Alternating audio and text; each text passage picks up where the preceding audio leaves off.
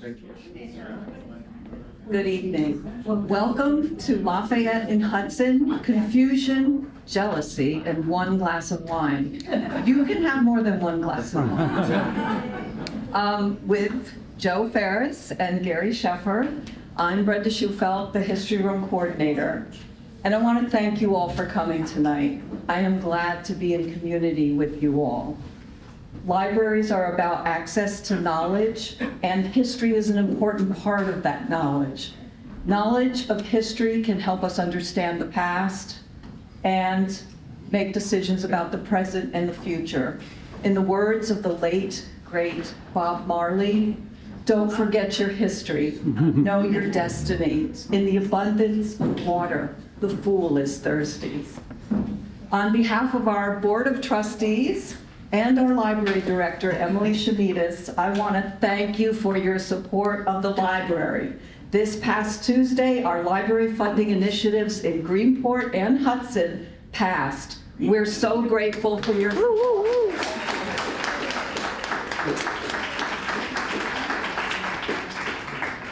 That said, I will just mention that there is a donation box outside. And in the lobby is a new exhibit of our maps and other items that we have for sale. So if you want a unique, wonderful quality gift for the holidays, feel free. So on to Lafayette and Hudson, as explained by a couple guys from our library board of trustees, who both happen to love history, and particularly local history. I thank them for suggesting the topic and for doing so much research and outreach on it. So thank you both. Joe Ferris is a Hudson Area Library trustee. He's originally from Brooklyn and Vermont. He has a lifelong fascination with history topics that run the gamut from the Iroquois Confederacy and the Titanic to baseball and the Homestead strikes. Okay. Joe's background is in political communications and public affairs advocacy. Having moved to Hudson a few years ago, he has begun researching the stories behind the historical markers. So Tom, you're going to want to know that. Tom is a member of the Columbia County Historians. In his free time, he can be found biking around the Hudson Valley. Gary Sheffer is also a library trustee and member of its History Room Committee, as is Joe, by the way. He has worked in journalism, communications, and education for more than 40 years. Gary grew up in Hudson and now lives in Livingston with his wife, Barbara. His last History Room talk was on the General Worth Hotel in Hudson. So, gentlemen. Thank you.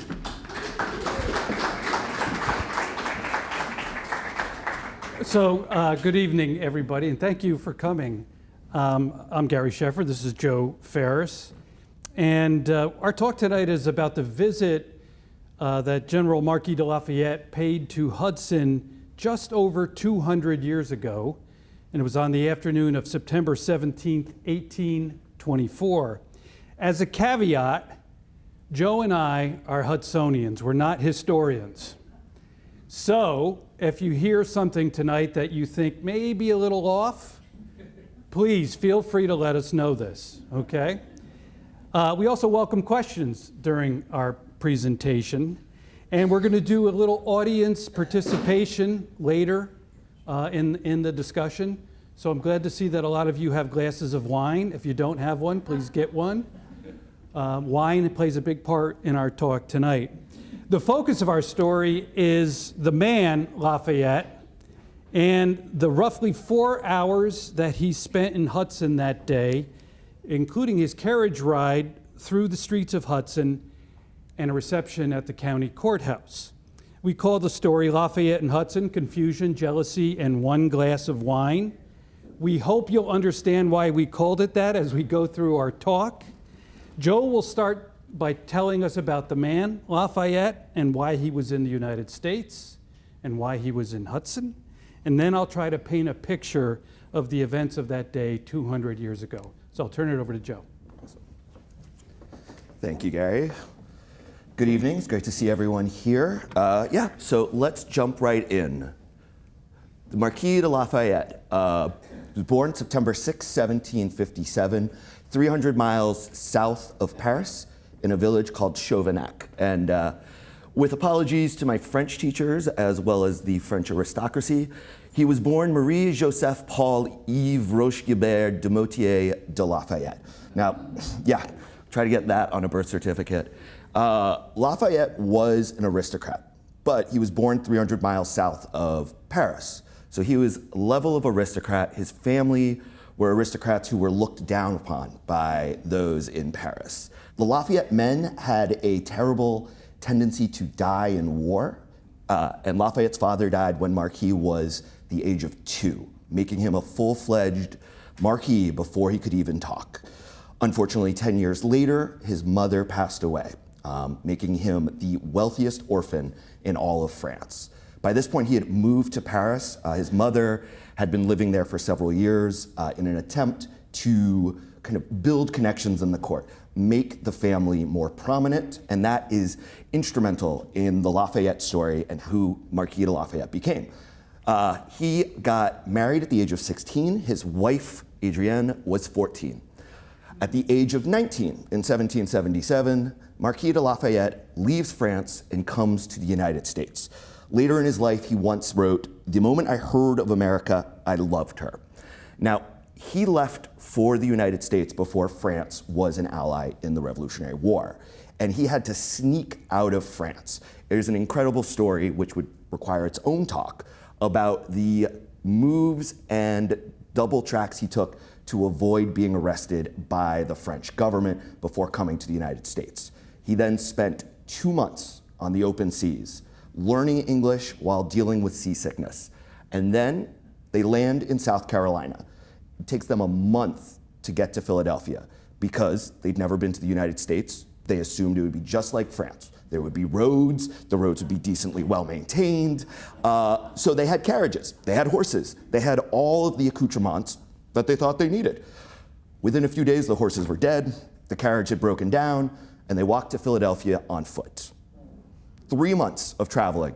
They get to Philadelphia, and the Americans want nothing to do with them. Because at this point, so many French officers had come to the United States looking to take over the army that George Washington said, "I don't need brains, I need soldiers." Thankfully for Lafayette, in the 3-month trip that he took, by that time, word had gotten to Philadelphia from Benjamin Franklin that Lafayette was a guy that they should keep around. And it didn't hurt that he offered to work for free. So July 31st, he is commissioned in the Army. August 5th, he meets George Washington. So all of this has happened before he has turned 20. All right, now, Revolutionary War, in a few slides. On September 11th, 1777, in a battle outside of Philadelphia called Brandywine, Lafayette is shot in the left thigh. It is grave enough for him to be seen by George Washington's personal doctor, but not so much so that he isn't back on military duty in about a month or two. The interesting thing to note here is that when Lafayette came to the United States in 1824, many people associated the limp that he had with this injury.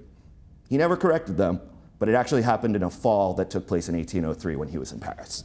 On December 1st, Congress passes a resolution naming him a commander of a division. He goes up to Albany. So he visits this part of New York, does not pass through Hudson. He's in Albany because the American government, Continental Congress, wants to push back against the British forces in an area where they think they could be successful.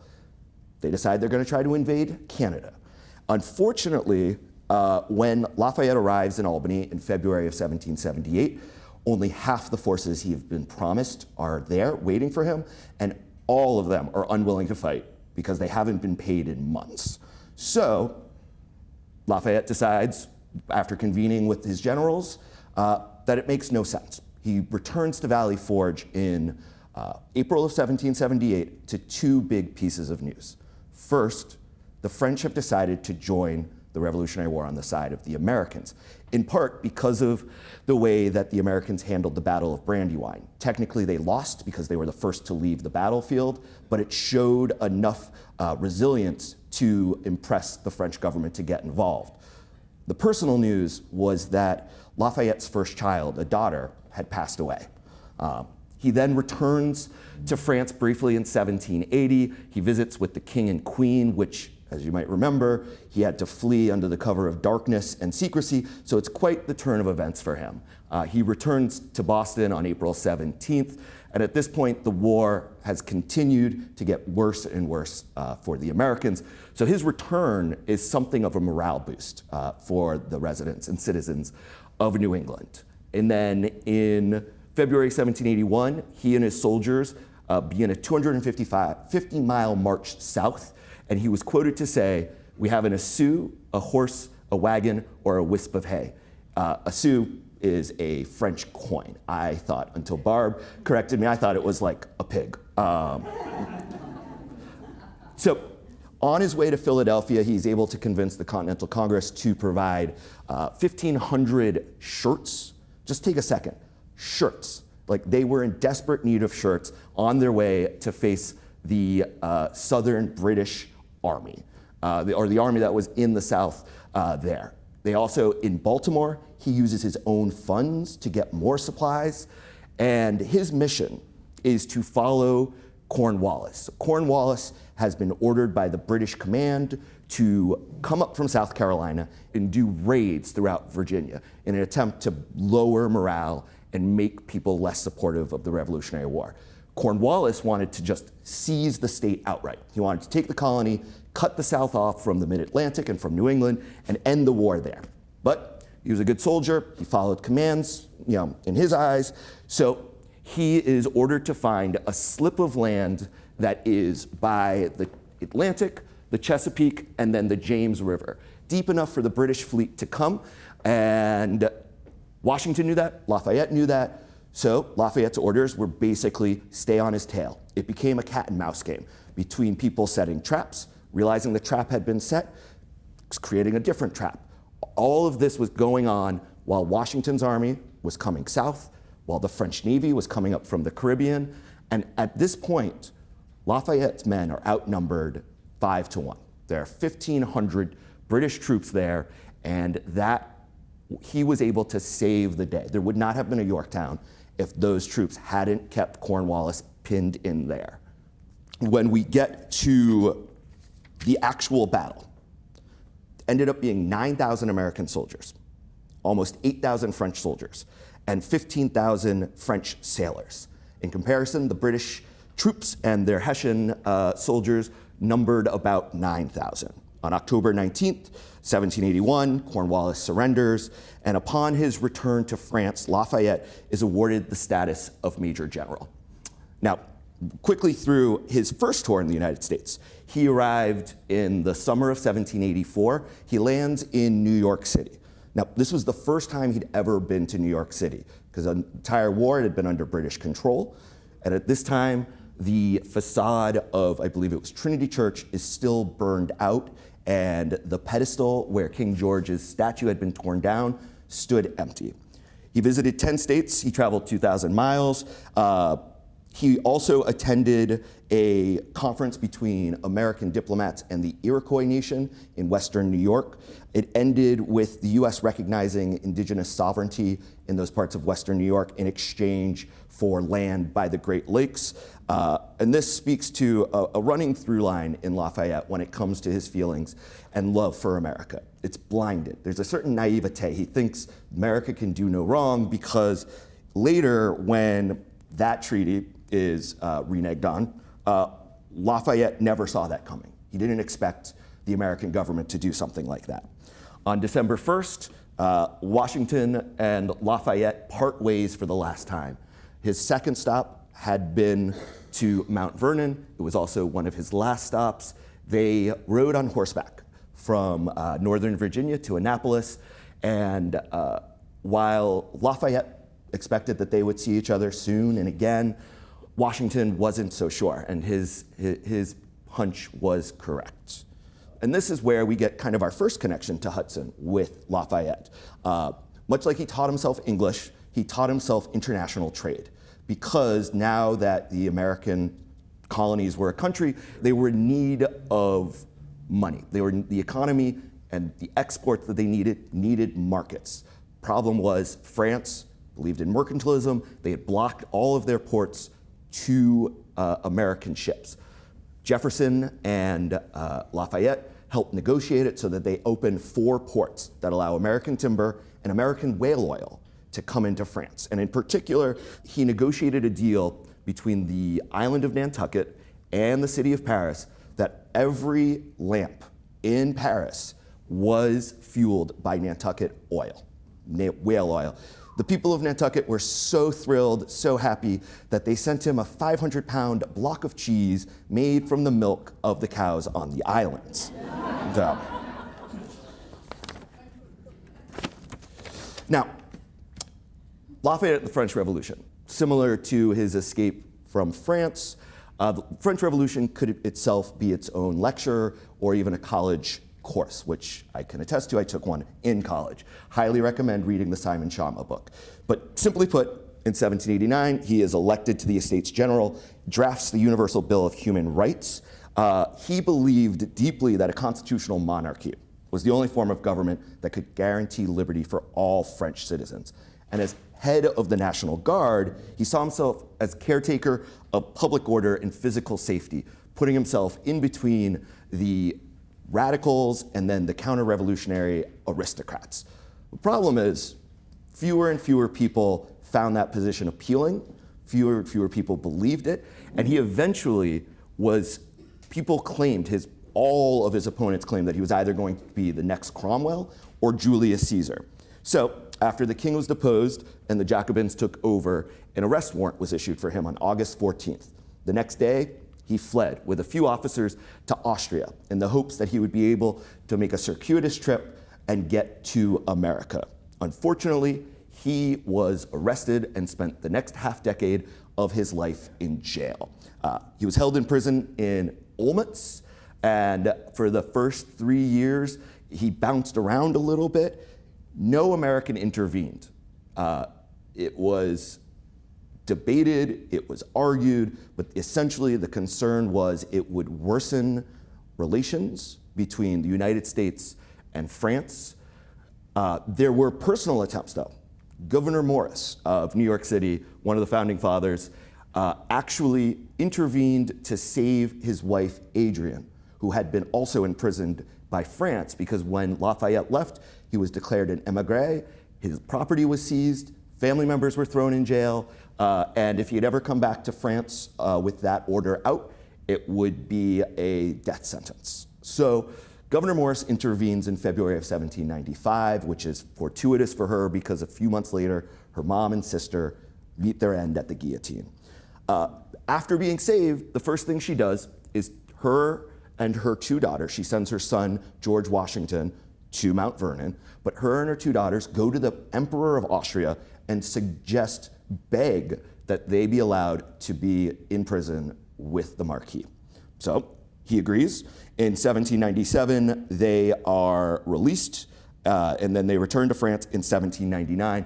Lafayette deeply wanted to move to the United States. Unfortunately, at that time, anti-French sentiment from the Federalist Party was very high, and Washington in letters suggested that he hold off, that the time was not right.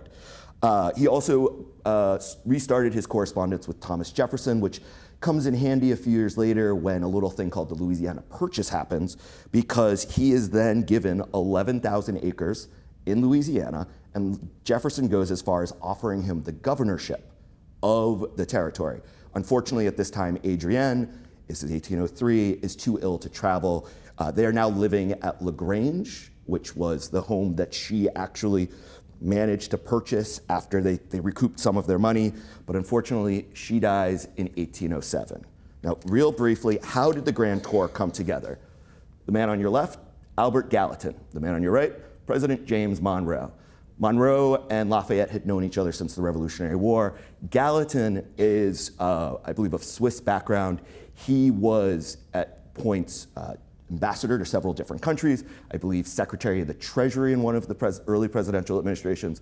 He knew everyone, and he knew that Lafayette wanted to visit the United States, but at this time there was severe geopolitical concerns about sending an invite, not because of anti-French sentiment, but because of independence efforts in Europe.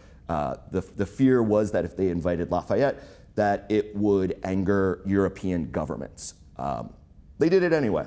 They were like, whatever. He was accompanied by his son, his secretary, Auguste Lavassieur, who Gary and I relied on heavily. He wrote an exhaustive and extensive report of every stop they took, and his valet. Lafayette sold off some cattle, borrowed some money, crossed the Atlantic. 13 months, 6,000 miles. He left France in July. He arrived in New York City on August 15th. 30,000 people were waiting for him at the Battery, 50,000 people lining Broadway up to City Hall. He spent a little bit time late that summer going from New England, went back down to New York City, which we'll talk a little bit, came up here, and then made his way down to DC, Pennsylvania, and the South. He visited Jefferson while at Monticello. One person there compared it to seeing two old ghosts reconvene and bring the spirit of the revolution back to life. When he was traveling the Ohio River, he ran aground. He spent the night sleeping on a mattress, and per all reports, he absolutely loved it. He arrives August 15th, goes to New England, comes back to New York City on September 5th. Upon his return, he visits military installations, he goes to parties. September 6th was his birthday, so the Order of Cincinnati holds a party. On September 11th, the French citizens of New York City hold another party for him because it's the anniversary of the Battle of Brandywine. And then the big party, the huge blowout celebration, is September 12th. And that happens at Castle Garden. Castle Garden is now down where you get on the ferry to go to Ellis Island, where you get on the ferry to go to Staten Island. But at that point, it was only connected to the city by a bridge that was 300 feet long. It had previously been a fort. The city of New York tapped a theater designer to construct a transparency of LaGrange that greeted visitors as they crossed the bridge, that showed a whole day in France. There was also a 5-foot high pyramid with a star lighting up with one word, Lafayette. Yeah. This was a huge party. This went on till 2 a.m. And the only reason Lafayette left the party was because they needed to leave to come visit places up the Hudson. Leaves at 2 a.m., sailing north at about 10 miles per hour. It runs aground on an oyster bed, setting them back by 4 hours, which then kind of becomes a cascading thing. He arrives in Poughkeepsie at daybreak. The crowds have been waiting all night. Before leaving, they visit the home of George Clinton, and then at 4 p.m. that day, they arrive at Claremont. Gary will talk a little bit more about the James Kent, and I'll leave us here with, at Claremont, they are invited to a party at the Livingston estate. It's a massive gala, is a massive event inside his greenhouse, an event space in a greenhouse. And I will close my section with the arches and all of the festivities in New York City really set the tone for what the rest of the tour was like because of how well reported it was. So all the other cities were basically like, well, New York did this, we gotta up our game. So thank you for listening to me. I'll be back in a little bit. It's now Gary's turn.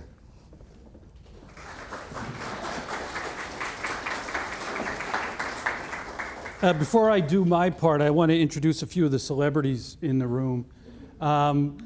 Virginia Martin and Nancy Ann Porter are here from the DAR. Oh, and they're going to show you some of the material, memorabilia, I guess, is right, from some of the Lafayette celebrations.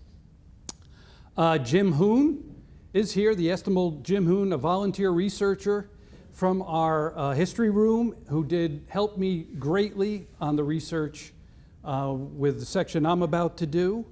And my beautiful wife, Barbara, who is trained as a journalist and did a lot of the research as well for me. So those are your celebrities. I gotta admit, it's not like a Kamala Harris rally. I'm sorry, I couldn't, sorry, that's a bad reference. Okay, so Joe left you at Claremont, so that was Edward Livingston, right? Lafayette had known Robert Livingston earlier.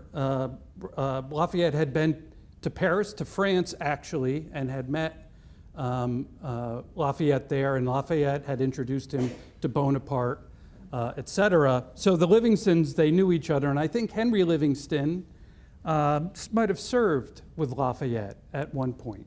Anyway, so as Joe said, they throw a grand party. It goes on till 2 or 3 o'clock in the morning at Claremont. Lafayette goes to bed at 10 o'clock because he knows he's got a busy schedule the next day, but the party goes on. One of the things that the people of Hudson did, you're going to see throughout this presentation, they were very persistent about getting Lafayette to come here. So while this party is going on at Claremont, the steamboat Richmond, which was captained by a William Wiswall, and I'll tell you about the Wiswall family in a minute, they're from Hudson, is described this way: came gaily down, meaning downriver, and anchored alongside the James Kent.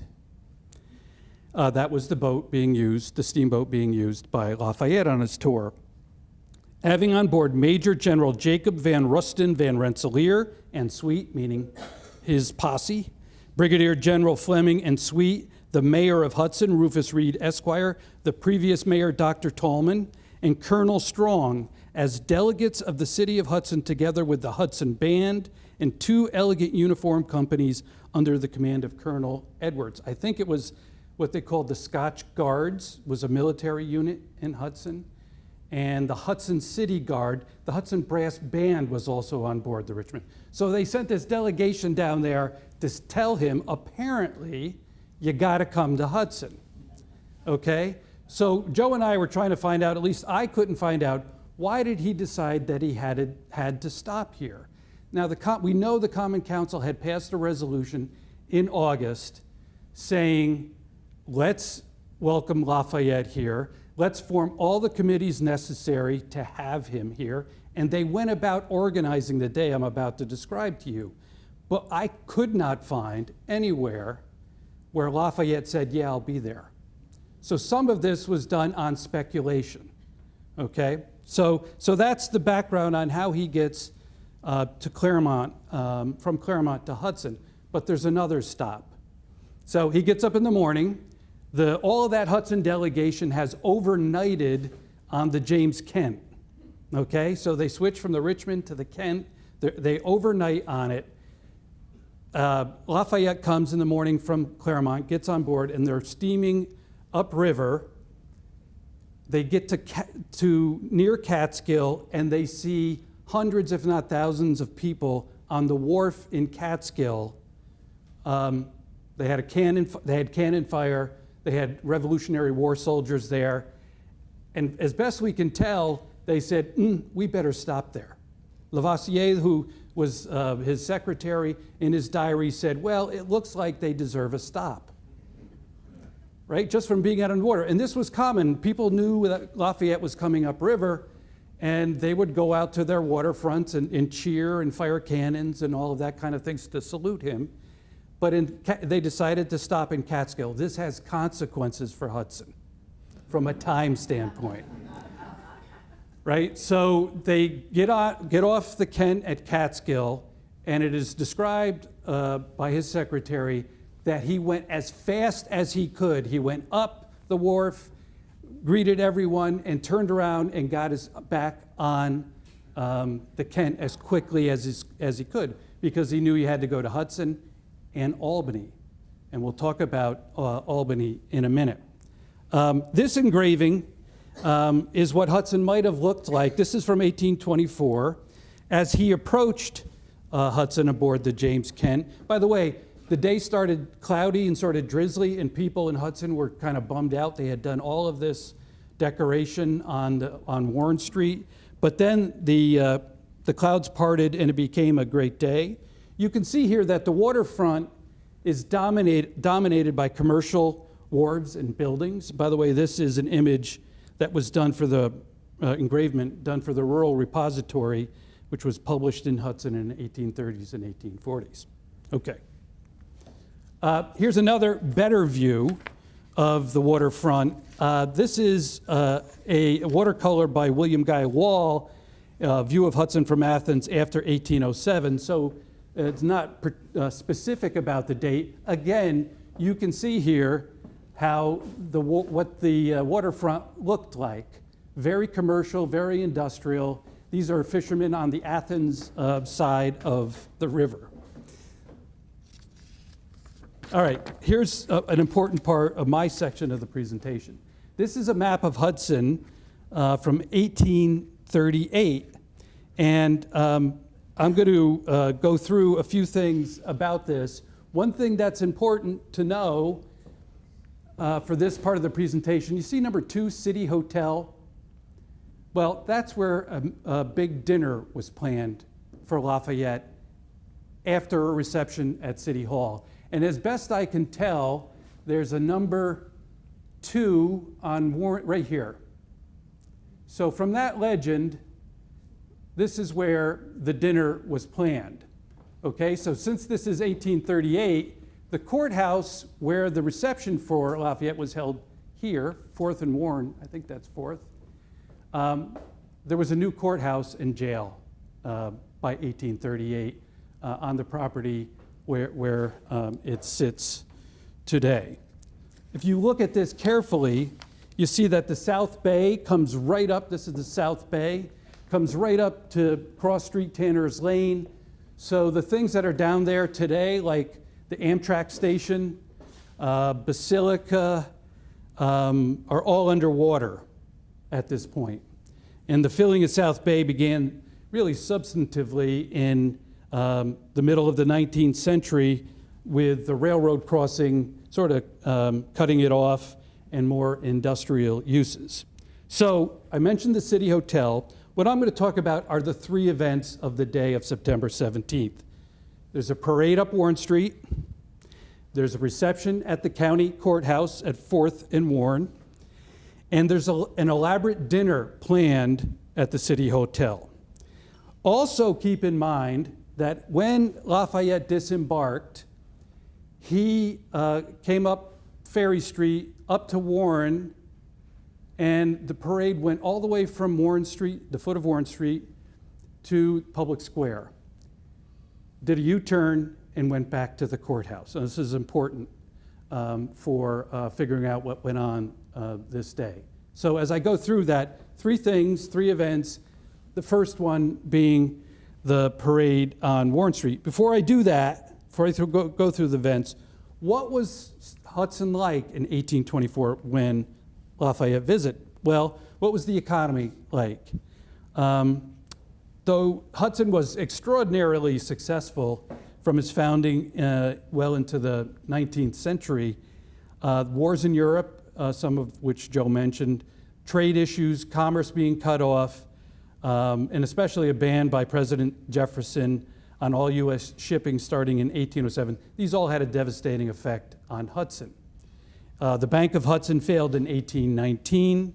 Hudson lost its status as a port of entry in 1815, and Hudson lost population between 1820 and 1825. Now, Lafayette's secretary, after he visited here, had a much rosier picture of Hudson's economy. Lavoisier, he wrote, "The wealth of Hudson is daily increased by its commerce and manufactures. The population, which in 1820 was not quite 3,000 souls, at present amounts to 5,000.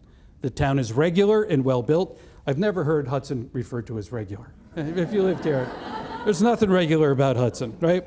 It arises in an amphitheater about 100 feet above the level of the river. The largest commercial vessels may lie at its wharves. Its environs are strongly marked with an agreeable aspect and are well cultivated. And I think the last whaling boat left Hudson in like 1819. Brenda would know that. So the economy, the economy was changing, and this was sort of a tough time for the city of Hudson. Okay, so Lafayette comes up Warren Street, and let me talk to you about that.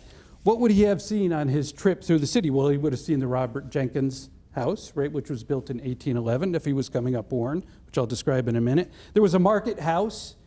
established in 1784, 1785 at the northeast corner of then called Main Street, now Warren, and Front Street adjacent to the Market Square. The original building was brick, which may or may not be the nucleus of the Chamber of Commerce building. He may have seen that building as he came up Warren Street. There was a county jail across from the courthouse. Remember, if I can find 4th Street on here, it's where the Presbyterian church is, was where the courthouse is. The jail was across the street. You know it today as the Register Star building, right? It was Davis Hall for many years, and a long time where my wife and I met each other at the Register Star. We were yeah, love in the newsroom. There was a market in front of that building. It was called the Upper Market at 4th Street.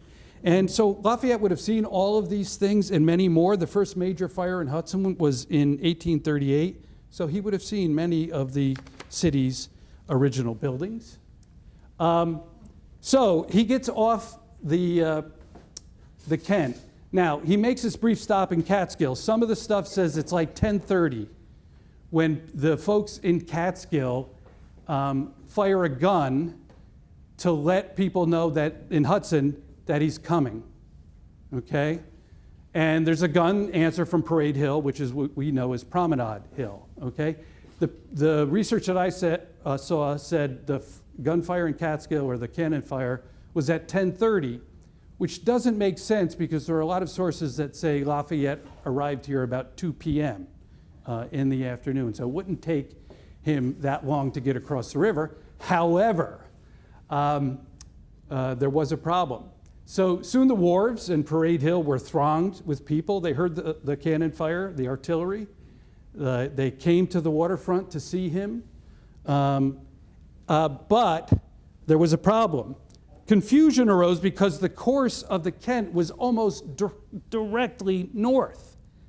And here's how the Northern Whig, which was a newspaper published in Hudson between 1809 and a weekly paper in 1827, wrote about the reaction of people on Parade Hill and at the waterfront. To describe the emotions of this short period will not be attempted. Now doubt, now hope, now rage at the authors of this anticipated disappointment, now a firm belief that the man we so much wish to honor would not so unfeelingly slight our most ardent wishes. So they're starting to freak out in Hudson, okay? They've spent all this money, they've decorated Warren Street, they've got all these events planned for him, and it looks like he's going to Albany, okay? But the Kent was only heading north because of westerly winds, this is according to his secretary, and ultimately turned toward Hudson. So much relief on the part of the folks here.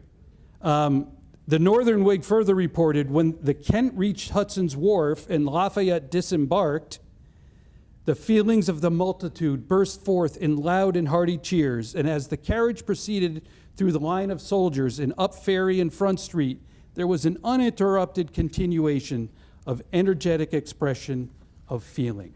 So that's how you wrote in newspapers back in 1824. Okay? So the parade up Warren Street. Lafayette's carriage was pulled by 4 jet black horses, each attended by a groomsman dressed in Turkish costumes. He rode, and by the way, the horses were decorated too. They had velvet toppers on their, that had Lafayette's picture on their head. By the way, I'll tell you how much this cost Hudson later. He rode up from the waterfront and he passed under 3 arches on his way up to Public Square. Each of them mostly decorated with evergreens, some tremendously large. You see the one at the foot of Warren Street. It was 36 feet high at its peak, and the keystone displayed the names of Washington and Lafayette. The first arch at Ferry and Front Streets said, "Welcome Lafayette, Liberté, Patrie, Reconnaissance." And then at the public square, 7th Street Park, there was a colossal figure of the goddess of liberty. And she was holding a wreath of flowers and evergreens in one hand and the U.S. flag in the other. And it was apparently just tremendously big. So lots of love. These arches, he's in this, they described it as a phaeton pulled by these horses, and he's parading up Warren Street. So Lafayette's arrival was described this way by various journalists. As I said here, the hero entered a carriage drawn by 4 horses. Here's the people who were in the entourage. The chief marshal and his aides, preceded by a corps of cavalry, the field officers of the division, the committee of reception in an elegant barouche, the carriage containing General Lafayette, his family, George Washington, his son, and deputations from abroad. Then revolutionary officers and soldiers, the officers of the division, and infantry and citizens, and they arranged themselves in 2 lines so that the procession passed through the middle of them. Right? There's more love going up Warren Street. The mayor's young son, Rufus Reed, who I'll talk about in a minute, bolted from his porch to Lafayette's carriage, and the general picked him up and had him ride with him for the rest of the journey. A 10-year-old girl had come in from her farm at 6 a.m. with her dad and was sitting on a bank step. They didn't say which bank step, and was getting anxious. But then as the general passed, he smiled at her, filling her heart with joy. At the public square, the procession sort of wheeled on itself and went back down, descended Warren Street back to the courthouse. And this, as I said, was the second courthouse. It was Hudson's first city hall. So it's where First Presbyterian Church is at 4th and Warren now. That city hall was erected in 1786. It was sold to the county in 1805 and served as a courthouse until 1835. It was raised in 1836 to make way for the Presbyterian Church. All right. One thing about the procession before I move on to the reception at the courthouse was not everyone was allowed to ride in carriages up Warren Street. So Joe talked about the Society of Cincinnati, which was formed in 1783 by Revolutionary War soldiers. So it was like an alumni club for people who had served in the war, including George Washington was a big part. And so there were Society of Cincinnati organizations around the country at the time. They had a carriage here. They had brought a carriage here to be a part of the parade. They were told, you can't be in the parade because your carriage is terrible. It's ugly, okay? So remember that when we do the audience participation later, remember the Society of Cincinnati, okay? So they sort of wheel on themselves. People separate. The people in the back who are on foot separate on either side of Warren Street. The carriages go down Warren Street to the courthouse. And this courthouse was brick and 2 stories high with a first floor meeting room that could accommodate 400 people. And this is where they had the elaborate reception. The room was elegantly decorated. And throughout his trip across the United States, Lavoisier always wrote about the women. You see in a lot of his notes, he remarks on the beauty of the women in each of the cities that they visit. And Hudson was no different. The courthouse was filled with elegantly dressed women. One imagines that the seamstresses of the city had been busy for weeks sewing up new gowns, and the storekeepers doing great business in ladies' shoes, gloves, laces, and all the items necessary to appropriately attire a gentlewoman at such a great occasion. So they're in the courthouse now. The procession is in there. They had actually built an entirely new staircase for this procession to go into the courthouse. And it begins with these words from the mayor. The mayor at the time was appointed by the Common Council. He was not elected by the public. His name was Rufus Reed. He came to Hudson from Connecticut in 1809. He was a successful oil merchant His second wife was a Van Rensselaer of the Van Rensselaers. He was a slaveholder. Advertising, in fact, he advertised in 1816 for a missing 22-year-old black female and offering a $15 reward for her return. He said, "The constituted authorities and citizens of Hudson, in common with our country, hail your return to the United States with joyous exultation and pride. They welcome you, sir, to our city as the distinguished guest of the nation." Now, Lafayette, and this is a really interesting part about researching this visit and him, there's not really a direct quote from Lafayette in all of the research that I found. No words, and here he spoke only briefly. He said words of thanks to the Common Council for inviting him, and through them, the people of Hudson for what they did to welcome him. But here comes the right? He regretted extremely that the circumstances were unavoidable on his part, and he had to shorten his visit because he was sorry he was constrained to leave so soon. So this is his first warning to them that I got to get out of here, okay? There's a big ball planned for him in the Assembly Chamber in Albany, okay? And we still haven't really started the reception yet. So the mayor speaks, Lafayette makes brief remarks of thanks, and then this reception begins. And it begins with 68 veterans of the Revolution, many who had collected from different parts of Columbia County, and many of them soldiers who had served with Lafayette, notwithstanding the fact that they were all told to keep it brief as they passed them. So there was a procession past Lafayette, seated in sort of a throne. That when they grasped his friendly hand, each was very reluctant to release it, okay? And according to Lafayette's secretary, one of them advanced from the ranks and showed him a sword he had received from Lafayette at Rhode Island. Another veteran, a tear glistening in his eye as he shook the hand of the general, observed, "You, sir, gave me the first guinea I ever had in my life. I shall never forget that." A third grasped his hand in stoic silence, and the tears trickling down his cheeks spoke the intensity of his feelings. The scene, the newspaper reported, the scene would move a stoic. So there are these 68 veterans of the Revolutionary War moving by him. And in fact, it was planned that the entire parade would pass him here. And Lafayette and his people quickly cut that off because of time, okay? All right, so the reception is done, and they all head to the city hotel. Remember the hotel that I showed you? We don't know much about the hotel. It's sometimes referred to as Allen's Hotel, but I think it's because a Mr. Allen ran it. Okay, so it looks like on that street grid it's somewhere between 2nd and 3rd on Warren. And so they go over to the city hotel. So they're down Warren Street again.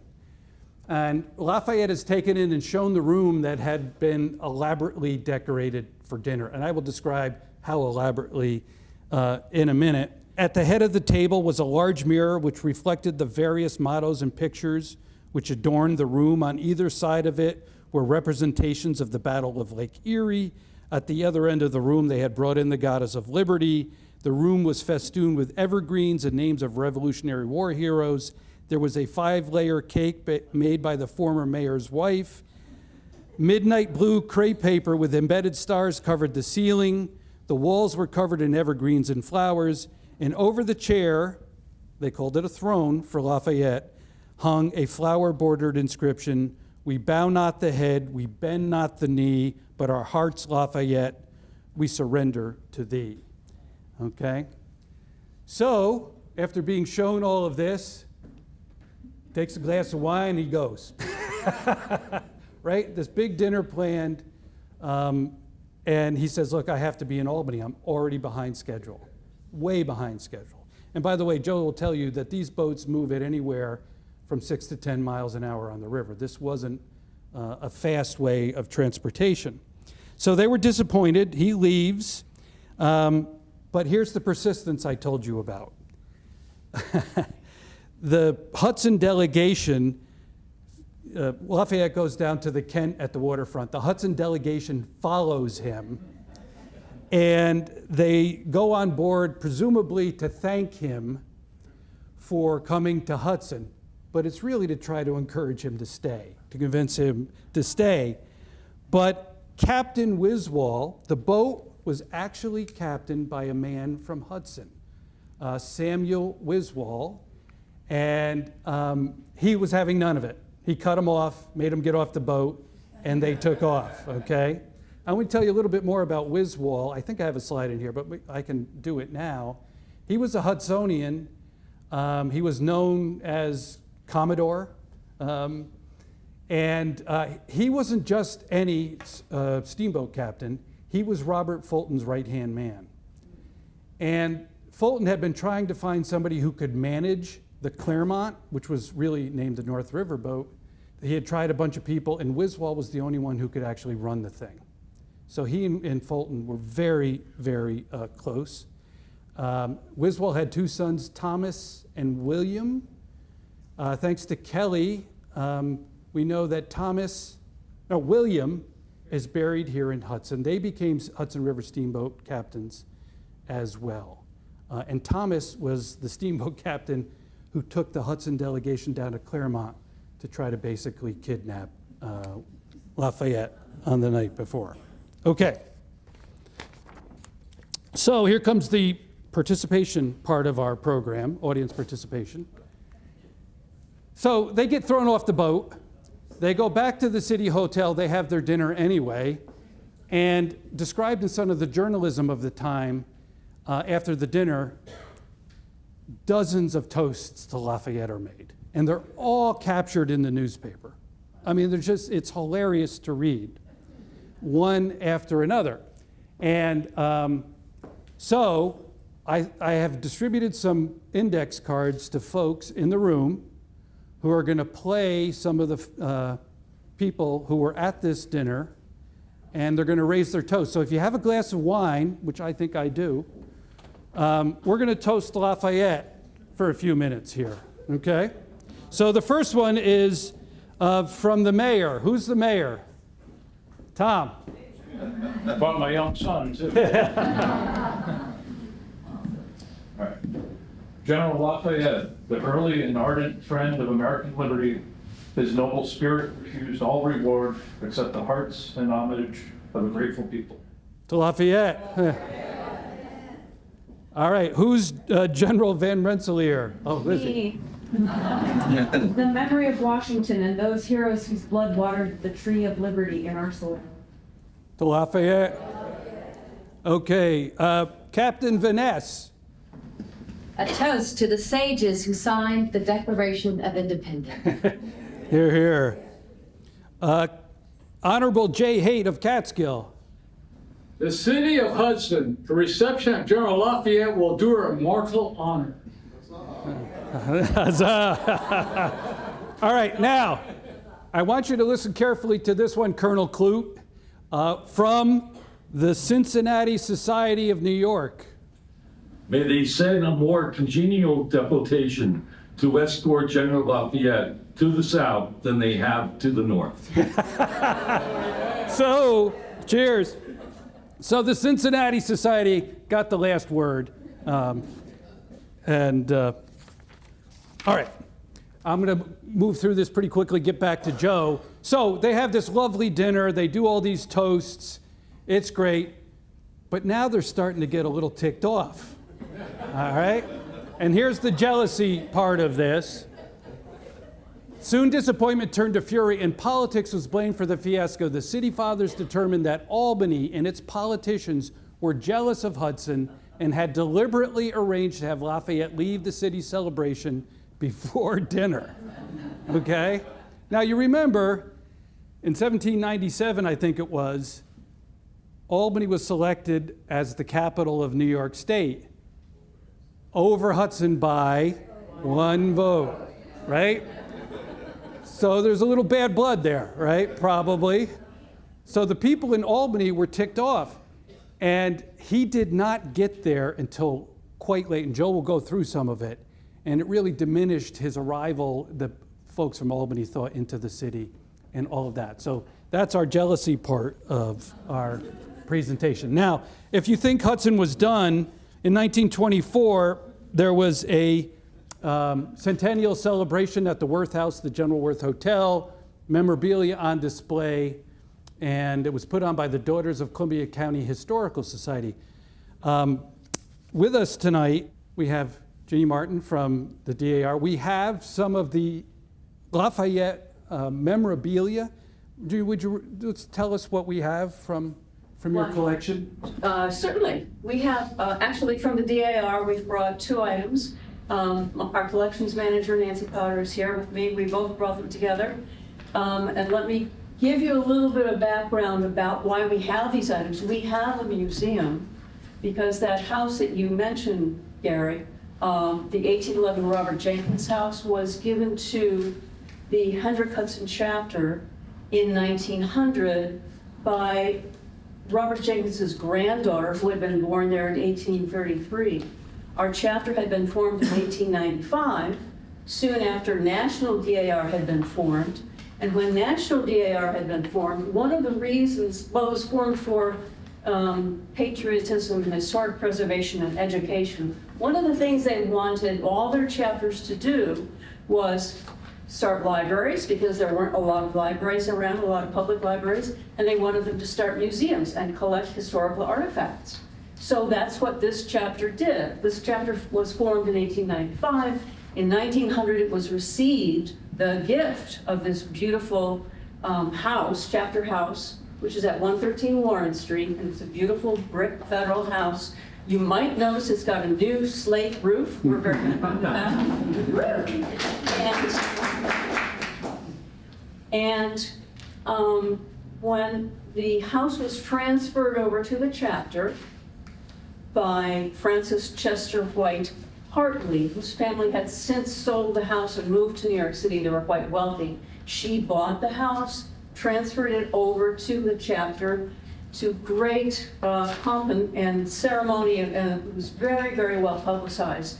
And what was publicized was that there was going to be a museum there, and that people were invited to bring their treasures to this museum, especially historical treasures. So I've got a couple that were brought from Lafayette's celebration. They're from 1824. They were donated by a couple of the members at the founding of the chapter. One was donated by the first regent. I'm the regent there right now, Virginia Martin. I'm the regent of the chapter. The first regent was Margaret Mulford Collier, and she donated this plate, which is some of the merchandise that was produced for Lafayette. There was a lot of merchandise produced. And it's quite beautiful, and it shows the 1824 landing of Lafayette at Castle Garden. The other plate was brought by Barbara Sheffer. Maybe you want to say something about that. We found this at White Whale on Warren Street. I just happened to go in the store, and I asked the owner if she had any Lafayette memorabilia, and she did, so we bought it. So that's really wonderful. The other thing that we have is an umbrella from 1824. This is its case.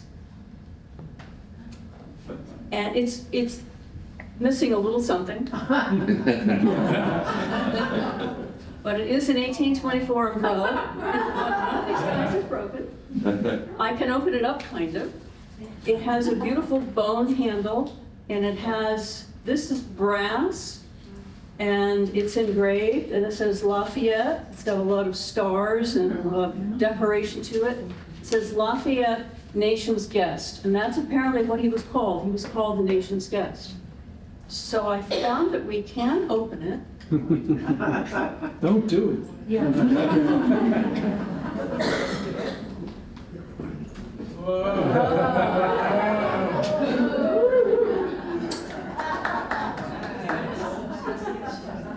Doesn't do a lot of good in the rain, but He was so famous that they were making merch with his name on it.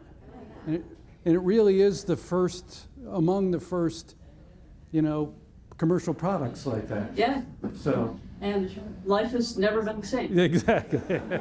So thank you for coming and bringing that. All right, so I'm done. I'm going to turn it back over to Joe. Joe, I messed up your papers all over the place. All right, I said I was going to talk to you about how much do you think everything that Hudson did cost the city? The Common Council paid the bills a couple months later, passed a resolution to pay the bills. No, in money from their time. $502.23, the whole thing. Arches, dinner, everything for Lafayette. So, thank you.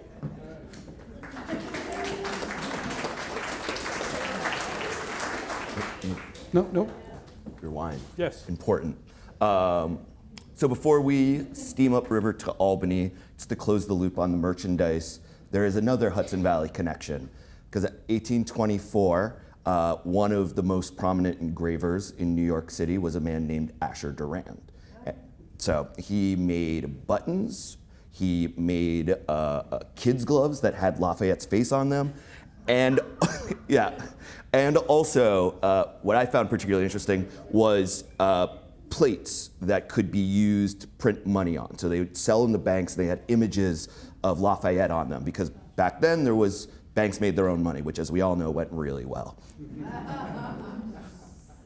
All right, the one thing to close the loop on Albany is the Hudson leaders should have taken comfort in the fact that Lavoisier talked garbage about Albany's roads. He said they were awful. So, Hudson had good roads, so I mean, it's something.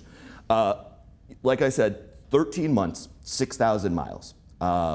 He met people who would become incredibly important in American history. The beginning of his tour, when he was in the Boston area, he met Oliver Wendell Holmes and Ralph Waldo Emerson. And towards the end of his tour, when he was back in New York City, visiting Brooklyn, a 6-year-old boy was put up into his arms and received a kiss on the cheek from Lafayette. That 6-year-old boy, Walt Whitman. The other thing that I meant to mention when I was talking about his first time in New York City was that in that week between parties, he and his contingent visited the public library in Manhattan. Now, it's a little bit of a misnomer because while they had 20,000 volumes, they were open 6 days a week, books could only be taken out by the 500 subscribers there. During his trip, he also visited Bunker Hill for the cornerstone laying. He also visited UVM at their cornerstone laying, and he leaves America. Before leaving America, he is here during the presidential election of 1824. Now, this is a monumental one because it is the first without a founding father on the ballot. There was only one political party at the time, the Democrat-Republicans, because the Federalists had gone the way of the dinosaur, because there was a Hartford Convention. It's a long story, but essentially the vibe was that people thought they were trying to secede and join Canada.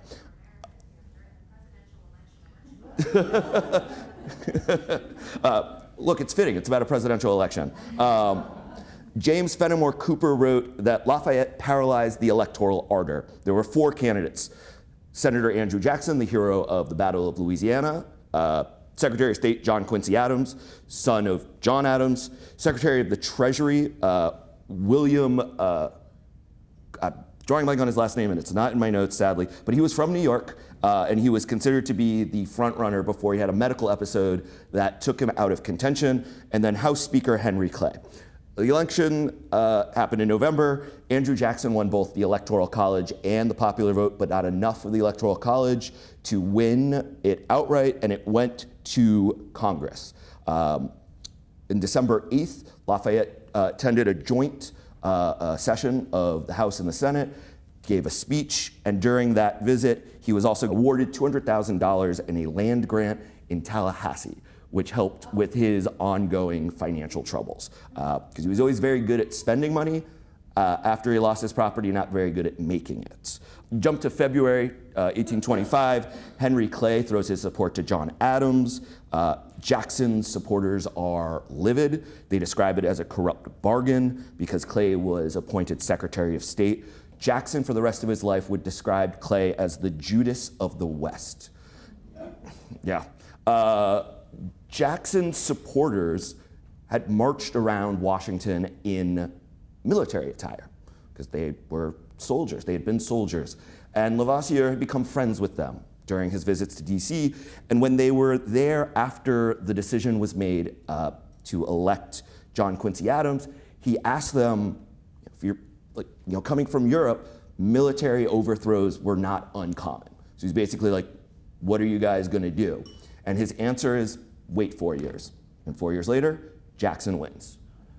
When Lafayette leaves the United States, he sails back on a boat named, can you guess it, Brandywine, joined by an officer from each of the 24 states, a trunk of American soil from Bunker Hill, and my personal favorite, an American secret agent named William Somerville, who the State Department was sending to Greece in the effort to help Greek independence from Turkey. 1834, May 20th at 4 a.m., Lafayette dies. When that news reaches Washington, D.C., Andrew Jackson describes it as afflicting knowledge and orders the same honors given to Washington by John Adams upon the first president's passing. He's buried with dirt from Bunker Hill.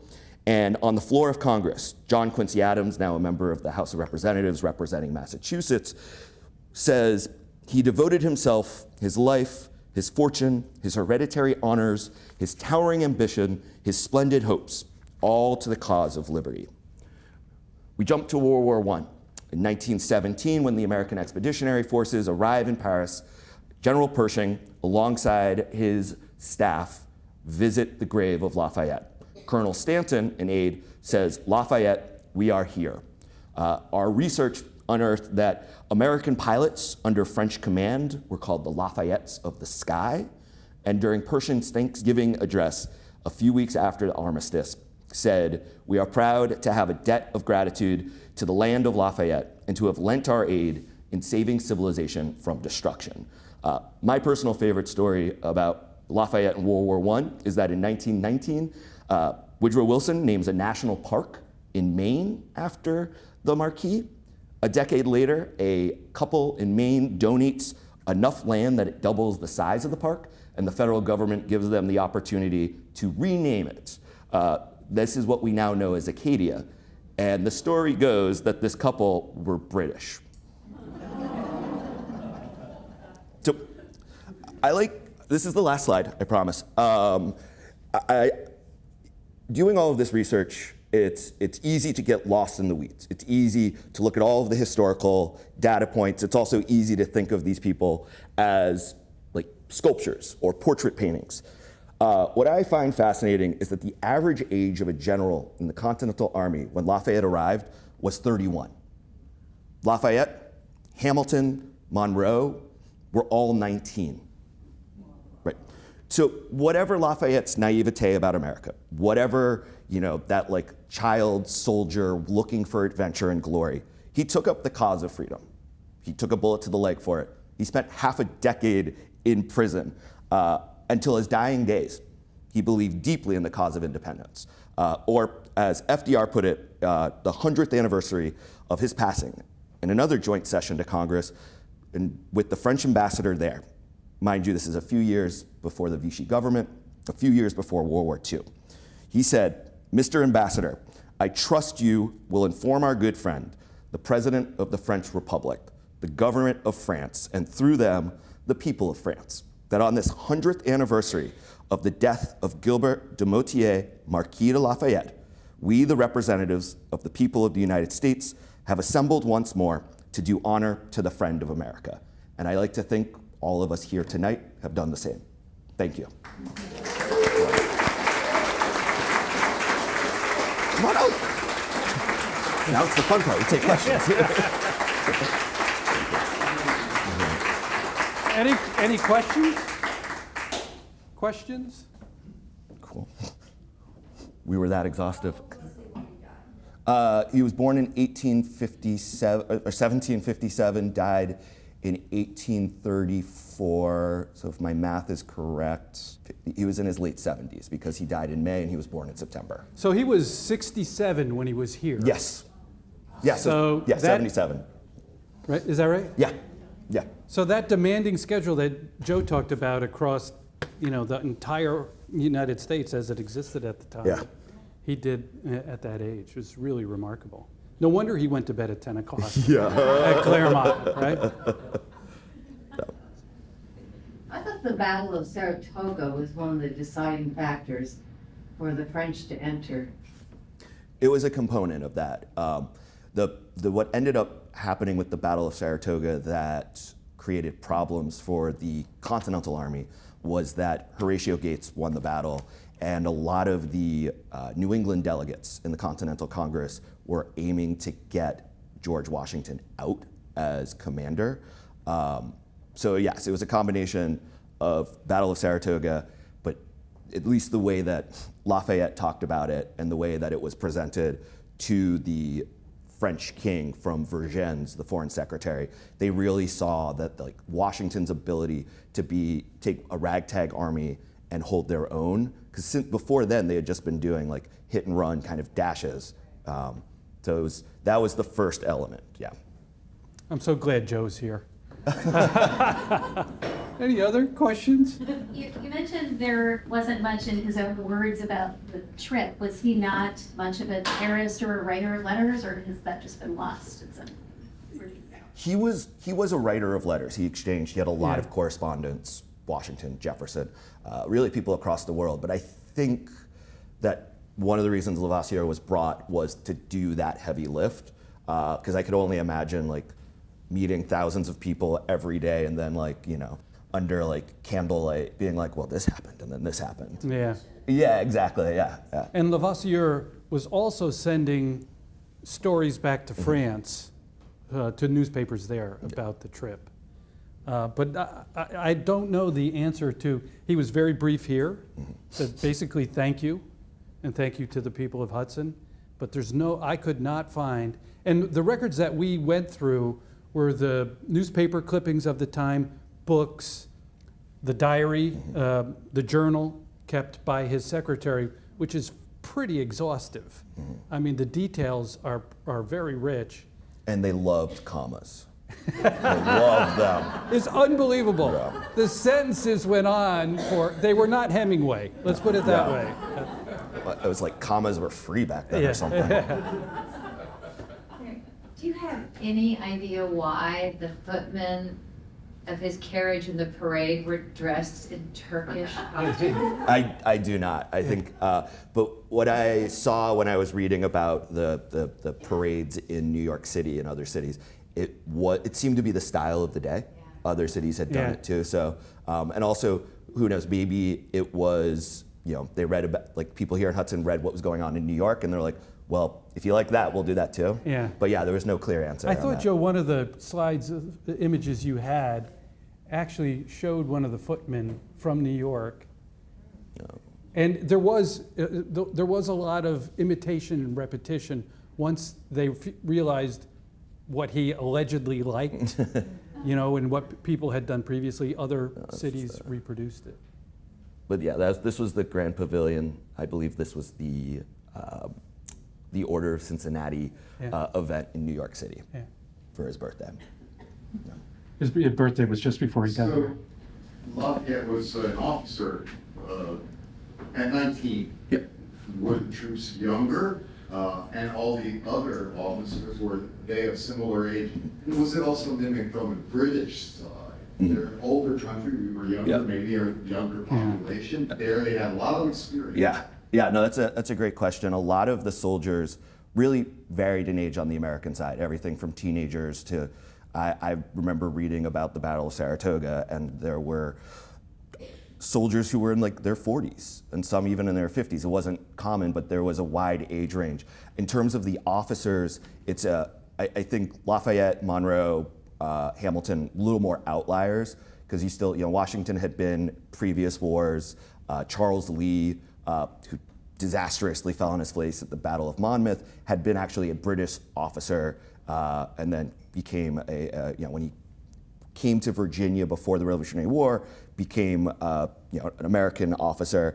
On the British side, the soldiers, I don't know exactly where the age range for the soldiers are, but if you look at Cornwallis, Howe, Clinton, they tend to be more veterans, right? Yeah, it's an older empire, so they were locked into a certain style of militarism. Yeah.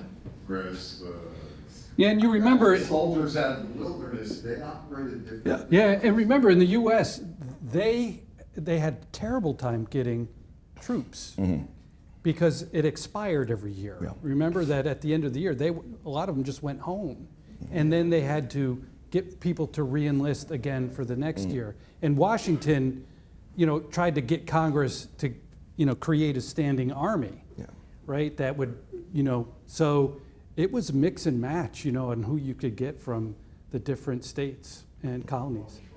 Thank you. Thank you for the question. Anything else? Any other questions? Did Benedict Arnold meet or know Lafayette? Yes. Yeah, they did. And actually, Lafayette served on the jury that sentenced the British spy to death. Yeah. Yes. there's a question over here. Was the Hudson Gala dinner party at the General Worth? No, so the centennial celebration in 1924 it was called the Worth House at the time in General Worth. That's where it was the Daughters of the Columbia County Historical Society who put that on. By the way, there were the students at Hudson High School wrote essays about Lafayette, these glowing, flowery essays, and they printed them all in the newspaper in 1924. They're really amazing. And by the way, they were also printing all of the students' grades in the paper at the time, which I was so happy didn't continue in Hudson. But the dinner for Lafayette that they had planned and that he couldn't attend was at the City Hotel, which not a lot is known about it. I see references to Mr. Allen and his, there was a long room called the tavern, the Allen Tavern. That's where they set up this dinner for him, and that's where all the toasting and all the decorations, the crepe paper on the ceiling was. And that was somewhere on Warren Street between 2nd and 3rd. It looks like, anyway, on that grid. Anything else? One more, Kelly. My daughter's in a huge Hamilton phase right now, so we're going to ask, was Lafayette and Hamilton good buddies? That does not come through in what I've read. I mean, they knew each other. They were both at Yorktown, but in terms of, there was nothing that really that stood out on that front. And I'm also trying. It's been a while since I listened to the soundtrack, and I'm trying to remember if Lafayette got a name check. And I'm not. So did Lafayette get a name check in that? Yeah, yeah. And they meet in New York. Yeah. The first part of it. And you were saying he wasn't in New York till later. And Yeah. Yeah. Well, I'll let Lin-Manuel Miranda know. Nancy, did you ask? The Society of Cincinnati is still around. Yes. And they have a headquarters in Washington. Did you consult with them, or did you check their records to see if they had anything to say other than to complain about the? Yeah. It's still bitter. I did not, but it's actually, we should do that and see. They were forced to walk, which is what they weren't happy about, because their carriage was not up to whatever the Hudson folks thought they should. So then Colonel Clute, whoever he was, got back with his toast at the dinner later that night. So no, but it's a great idea. It's really rich, considering that they're snooty about the carriage when they basically hijacked Lafayette. It's lucky to have him. Let everybody march. Who are you to judge? And by the way, and we didn't. I probably skipped over that. I'm sorry. There was bad feelings at Claremont when the Hudson folks showed up. Yep. like they were going to kidnap. I mean, that's what they said. Yeah, one right? of the papers described it as an attempt of like state kidnapping, which for a guy who spent half a decade in prison probably wasn't the greatest vibe. Yeah.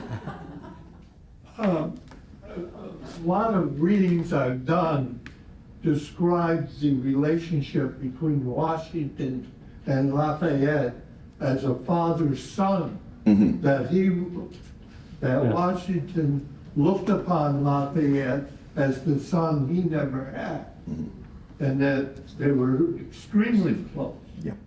Absolutely. Yeah, and that was, there's so much about Lafayette, so much about the Revolutionary War. That was one of the things that we decided not to include. But yeah, that was, and it was the father that Lafayette never had, right? Because, his father died before he could remember him. So it's an interesting, it's why August 5th, 1777 is such a fortuitous day in American history. Are there descendants of Lafayette today? Nancy, or I can't answer that. I don't know the answer to that. There are, yes, Yeah. there are. There are, by the way, one of the things that happened after his visit in the United States was there's villages, Lafayette, LaGrange. If you've heard of LaGrange, is that a town or a village? I can't remember. Near here, was renamed. I read about, Barb showed me, parents near here named their twins Washington and Lafayette. So a lot of this fever kept going. Joe, I don't know about the descendants here. Yeah, I'm not familiar. Yeah. Unfortunately, no. Yeah. But there are lots of things. Obviously, there's a university or a college, I don't know which one it is, named Lafayette. Does he have descendants in France? That I'm not sure of either. I don't know. Yeah. Yeah, because he had 4 children, 3 survived into adulthood. So, yeah. It's a good question. Oh. Is that right? Wow. See, that's what I said. Yeah. Love from you guys. Yeah. Just give us knowledge. A Lafayette who's a monarch. Yeah, exactly. Anything else? We'll let you go. Thanks for coming. Thank you. Yeah. The papers were perfect.